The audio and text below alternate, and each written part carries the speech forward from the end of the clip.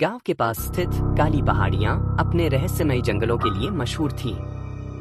लोग कहते थे कि जो भी उस जंगल में गया वह कभी लौटकर नहीं आया। वहां रात में औरतों के रोने और अजीब आवाजें सुनाई देती थीं। लेकिन राहुल, जो एक साहसी खोज करता था, इन कहानियों को सिर्फ अंधविश्वास मानता था। एक दिन उसने खुद उस जंगल में जाने का फैसला किया। गांव के बुजुर्गों ने उसे रोका, लेकिन राहुल ने उनकी बात नहीं मानी। उसने कहा, मैं इस जगह का सच दुनिया के सामने लाऊंगा। जंगल में घुसते ही राहुल को एक अजीब सन्नाटा महसूस हुआ। पक्षियों की चहचहाहट भी अचानक बंद हो गई।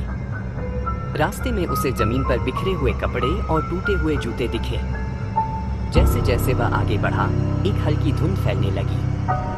तभी एक काली साड़ी पहने औरत उसकी ओर आती दिखी।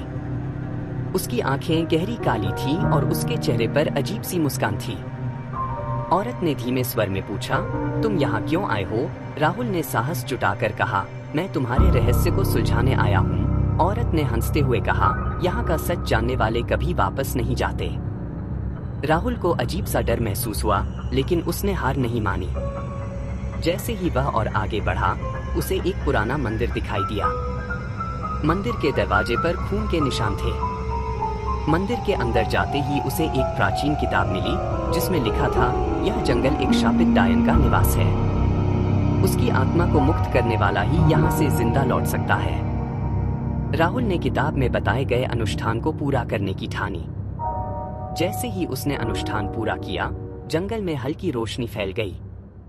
वह काली साड़ी वाली औरत अब एक सुंदर लड़की में बदल गई।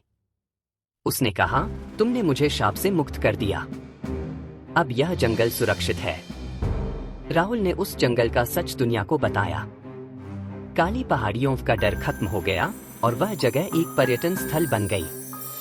लेकिन आज भी राहुल जब उस जंगल की तरफ देखता है, तो उसे लगता है कि कहीं न कहीं वह डायन अब भी उसकी रक्षक बनी हुई है।